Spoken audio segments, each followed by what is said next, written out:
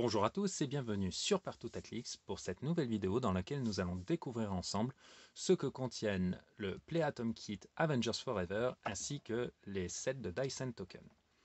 Je remercie à nouveau WizKids de m'avoir fait parvenir tous ces incroyables éléments de jeu qui me permettent aujourd'hui de vous proposer en avant-première des petites vidéos afin de découvrir ce qui nous attend dans le futur d'un point de vue Marvel en HeroClix. Je vais d'ailleurs prendre quelques secondes en anglais pour remercier WizKids si jamais quelqu'un de la société passe par là. So, WizKids, I will really want to thank you for sending me all this amazing stuff. I said it once and I will say it again and again, but I feel very lucky and it's amazing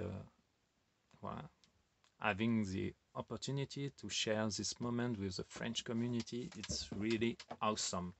So really, thank you very much.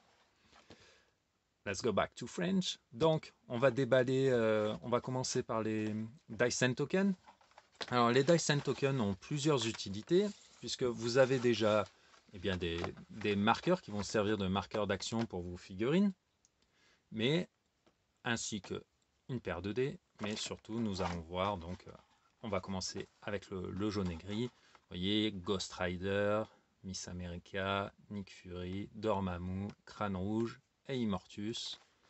Et vous allez voir, ça, en plus de pouvoir marquer vos figurines, attention, on sort l'Opinel, on est en France. Hop là. En plus de pouvoir marquer vos figurines au cours d'action, vous allez voir que, hop, au dos des marqueurs, nous avons des éléments intéressants puisqu'il s'agit de petits dials, puisque dans l'extension Avengers Forever, vous avez plusieurs personnages qui vont avoir la possibilité de générer des persos. Et les caractéristiques de ces personnages, tels qu'ils sont imprimés sur le dial, vous allez pouvoir sur la carte de personnage du personnage qui les génère, vous allez les retrouver derrière, vous voyez, les sets de Dice and Token. Là, par exemple, je vais prendre celui que je connais, puisque j'ai pu avoir la figurine dans ma brique lors de mon ouverture de brique. C'est Zabu qui va avec Khazar.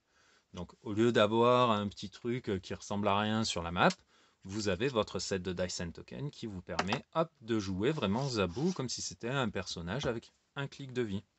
Et donc, dans le set, on va l'appeler le set jaune. Vous avez Zabu, vous avez Conqueror, vous avez Nick Fury, qu'est-ce que tu fais là? On retourne et on voit un Chronal Echo. Hop, on va essayer de faire le point, voilà. Chronal Echo à nouveau parce que le personnage qui peut en générer plusieurs par tour, enfin plusieurs, et c'est intéressant d'en avoir plusieurs sur la map. T'Chaka pour aller avec le Rider Black Panther. Et enfin, un petit Immortus qui lui aussi peut être généré en cours de partie par un personnage au sein de l'extension. Donc là, nous venons de voir le set jaune. Comme ça, vous pouvez voir en fonction des figurines que vous voulez vraiment, quel set vous voulez acquérir en fonction de vos besoins. Là, nous passons au set rouge et noir, qui devant vous, donc encore une fois, une paire de dés, des petits personnages, hop là, on a donc Kang, Klaw, Thanos, Ant-Man, Cap, She-Hulk. Et derrière, encore une fois, des éléments qui vont avoir leur importance si vous jouez en plus de pouvoir marquer, parce que c'est toujours intéressant de pouvoir marquer ces personnages de façon bien reconnaissable sur la map. Mais en plus, derrière Thanos, on a Terraxia. C'est le Thanos super rare que j'ai eu la chance d'avoir dans ma brique qui peut la générer. Donc là, pareil, c'est intéressant d'avoir le petit élément de jeu. Ensuite, un robot fourmi, magnifique. Derrière Kang, un Kang, on se doute qu'il peut se multiplier. Hein. Derrière Klaw, une petite fourmi. petite fourmi robot. Derrière She-Hulk, encore une fourmi robot. Et enfin, une fourmi robot. Donc là, si par exemple, je pense que ce set-là, c'est plus pour ceux qui vont vouloir jouer le Ant-Man de l'extension. Ouais, là, vous en avez 4. Et la Terraxia, si vous avez Thanos. Ça, c'est pour le Kang. Et de ce côté, c'est plus, plus le reste de l'extension. Hein. Vous avez Black Panther, Khazar, Kang. Donc voilà. À vous de faire votre choix. Prenez les deux si vous en avez la possibilité pour marquer les différents tours. Avoir un système de couleurs différent, c'est intéressant. Donc voilà, je vous dis, n'hésitez pas à faire l'acquisition des deux si vous pouvez vous le permettre. Ce n'est pas perdu. Ça vous aidera au sein de vos tours de jeu. Donc on va voir maintenant ensemble le Play Atom Kit. Encore une fois, Opinel. Hop là. On y va délicatement. Hop. Et on va voir ce que contient cette boîte. Alors, déjà la boîte. Voilà, hein.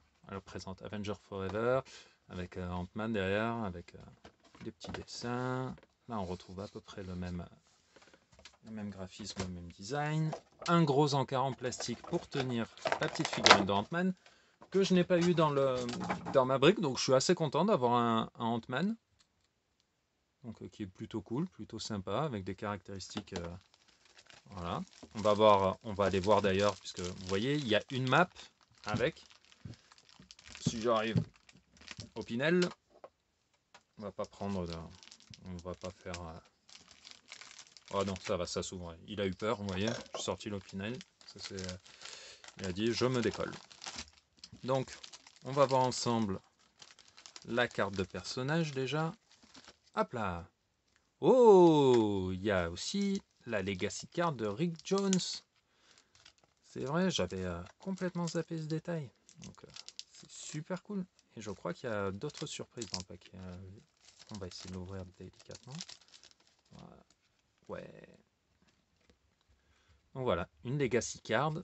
Je vais juste vous expliquer ce que c'est. HeroClix, c'est un jeu de figurines à collectionner. Au bout de X années, les extensions les plus anciennes sortent du format officiel. Et donc, en format officiel, vous avez des figurines qui ne sont plus jouables. Grâce aux Legacy Cards, comme celle-ci, les figurines trop anciennes, trop vieilles, sont à nouveau jouables. Et donc, vous pouvez là jouer le Rick Jones, qui était dans... faites voir, normalement, vous avez le détail. Voilà, Avenger Assemble, l'extension 2015. Donc vous retrouvez les mêmes caractéristiques. En revanche, le coup en point peut changer et bien évidemment les pouvoirs et tout ce que peut faire le personnage. Vous voyez, il peut générer ces 3 personnages-là. Là, vous avez le descriptif de comment fonctionnent les Legacy Cards. Donc voilà, si vous avez la chance d'avoir un Rick Jones et que vous faites l'acquisition du Play Atom Kit, vous aurez une carte qui vous permet de le jouer à nouveau en format officiel. Alors, maintenant, revenons-en à notre petit Invincible Ant-Man. Real name Tony Stark. Donc, sous le costume, nous avons Iron Man, qui est... Voilà. En mots-clés, Avenger, Stark Industries, Armor, Detective, Scientist. Entrée, World's Most Wanted Archaeologist. Une fois par partie, en free, si Invincible Ant-Man occupe la zone de déploiement adverse, vous pouvez l'équiper avec de n'importe quel équipement de votre sideline d'un coup de 10 points ou moins. Ça, c'est pas mal. Si sur votre sideline, vous avez une épée X of Swords, le Darkhold, le bouclier de Captain America, eh bien, une fois par partie, quand ce petit gars il a traversé toute la map et qu'il est dans la zone de déploiement adverse, en action gratuite, il peut s'équiper d'un de ces équipements, justement. Son pouvoir de déplacement, pouvoir spécial, phasing téléporte, quand l'invincible Ant-Man l'utilise et qu'il bouge de 5 cases ou moins, après la résolution, vous pouvez faire une attaque de corps à corps. Voilà, donc il va pouvoir se déplacer en phasing, donc c'est-à-dire sans tenir compte de quelconque type de terrain, de personnage ou quoi, et ensuite faire une attaque. Alors, bien qu'il s'appelle Ant-Man, son symbole de dégâts est standard, donc c'est un personnage de taille normale. Il n'est pas Rikiki. D'accord? il n'est pas tiny, il n'est pas minuscule. Là, on voit que son pouvoir spécial dont on a parlé de phasing téléport, il l'a sur 3 clics. Il fait que 50 points. Il commence avec 19 de défense super sens. 10 de mouvement que vous pouvez augmenter grâce à votre capacité d'équipe Avengers. Vous voyez, quand ce personnage se voit attribuer une action de mouvement, on modifie sa vitesse de plus 1.